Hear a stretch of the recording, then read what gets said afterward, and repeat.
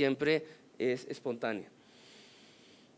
Les decía que la meta hoy día en el tratamiento es 0 hemorragias.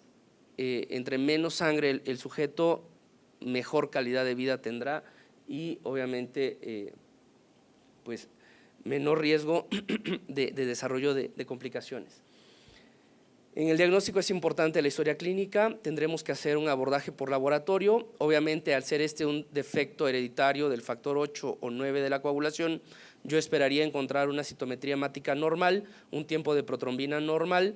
y únicamente un TTPA alargado que en las pruebas de coagulación especial me va a mostrar un patrón de deficiencia, es decir, corrige con plasma en la dilución 1:2. Entonces, yo documento una prolongación del TTPA y se hace el diagnóstico al hacer ya una cuantificación específica de la actividad de los factores. Casi siempre, pues obviamente al hacer TTPA tendré que hacer una medición de todos los factores de vía intrínseca, tomando en cuenta incluso factor 12, precalicreína, cininógeno de elevado peso molecular en los sitios donde se pueda hacer la determinación, pero si no, por lo menos tendría que hacer determinación del factor 12, 11, 9, 8, 5 y 10. Y de esta manera pues podré identificar si tenemos alguna deficiencia en estas condiciones. El diagnóstico definitivo entonces lo haremos con la medición de los factores, sea el factor 8 o el factor 9, por el ensayo que quieran, sea cromogénico o sea por ELISA. En algunos casos habrá necesidad de hacer diagnóstico diferencial con enfermedad de von Willebrand, sobre todo el tipo 2N, y entonces habrá que hacer medición del antígeno, del factor von Willebrand, el cofactor de rizocetina, sobre todo en el caso de mujeres, ¿no? En el caso de una mujer que sangra y que nos sale el factor 8 bajo, habría que hacer el diagnóstico ahí diferencial, sobre todo para buscar estos fenómenos raros de lionización. En cuanto al tratamiento, hay muchísimo de qué hablar, de verdad que es una charla muy breve, pero intenté como poner los puntos claves en todo lo que implica la hemofilia A y B. La historia del tratamiento de la hemofilia va desde el soporte transfusional con plasmas, con crioprecipitados, hasta el advenimiento de los concentrados derivados del plasma y obviamente las complicaciones que hay en la historia de la hemofilia con la presencia de hepatitis C, la infección por VIH, hasta el advenimiento de factores de nueva generación, los factores recombinantes, el desarrollo de los inhibidores, la presencia de los agentes bypass,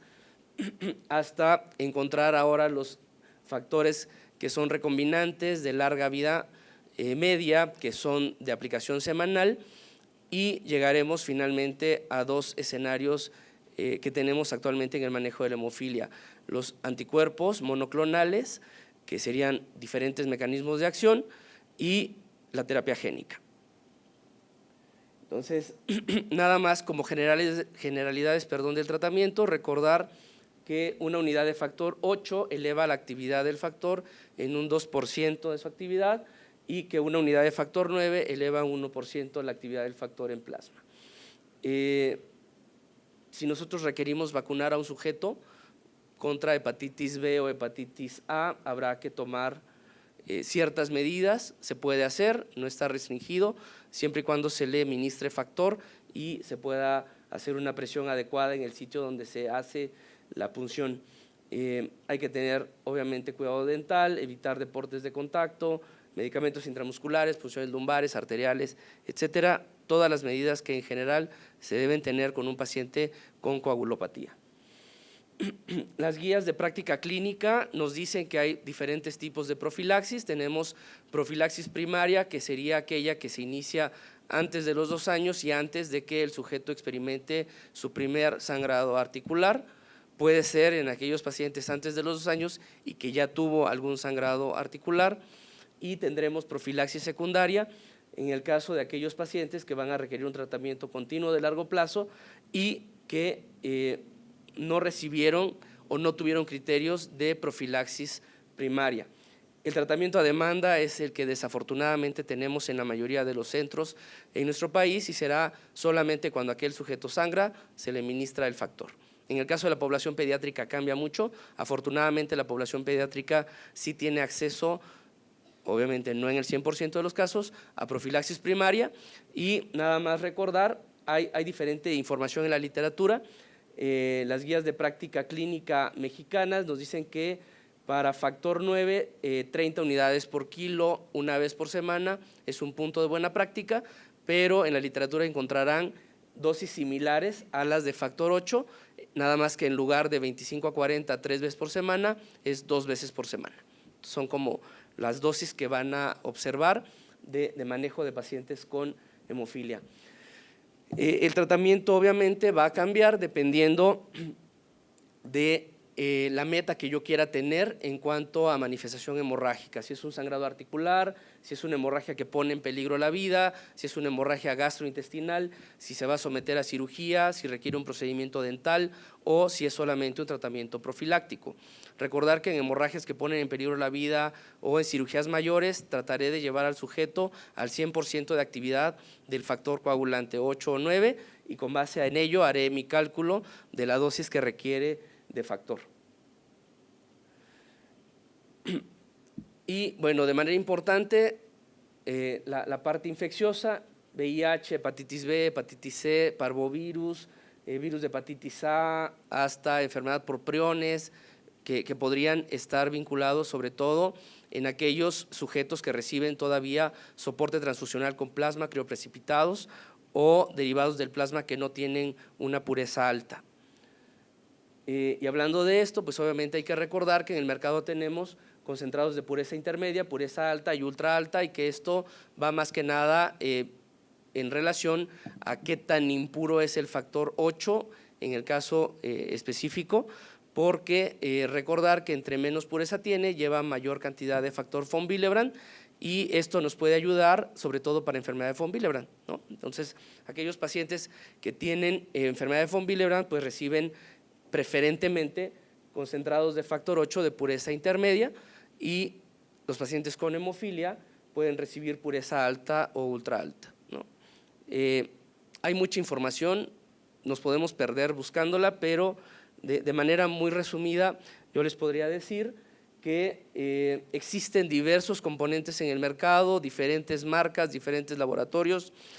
Lo que existe actualmente en la literatura es que todos son buenos, todos funcionan y no por ser más puro es peor, ¿no? Entonces,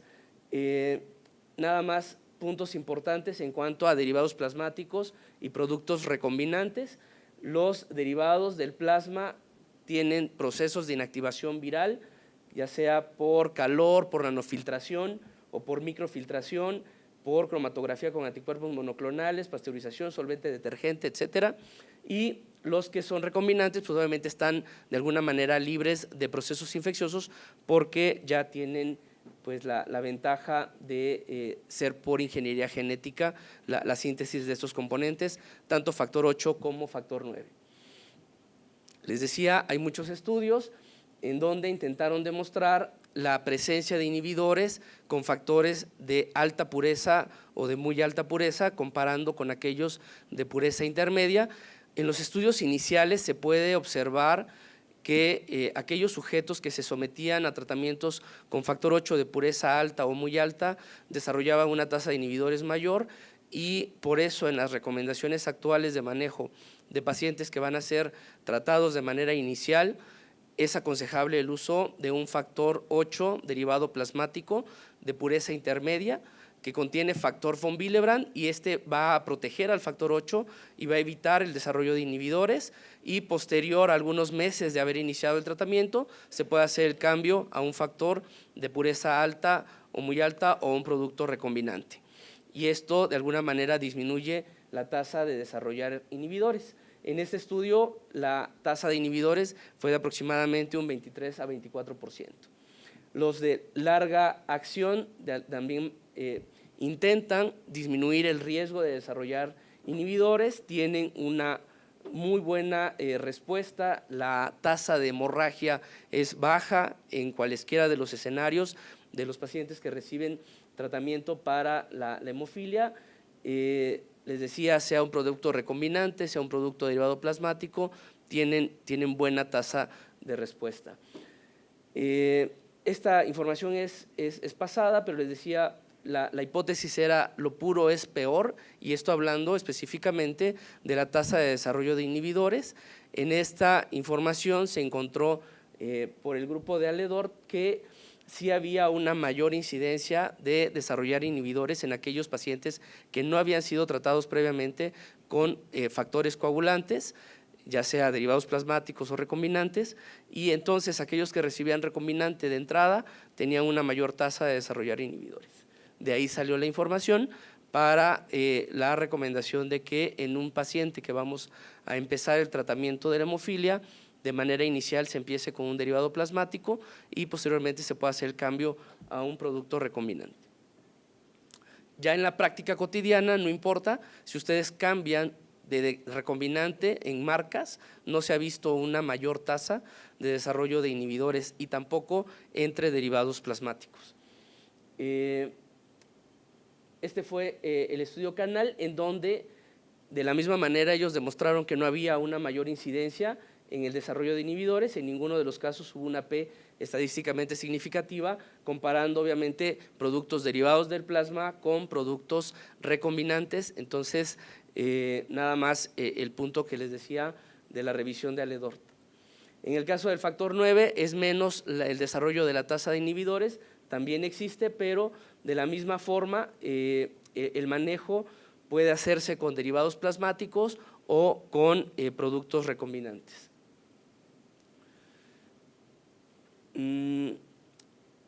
Esto es nada más en aquellos pacientes que habían sido tratados previamente y aquellos que no habían sido tratados con factor 9 en el caso de respuesta a los factores de coagulación.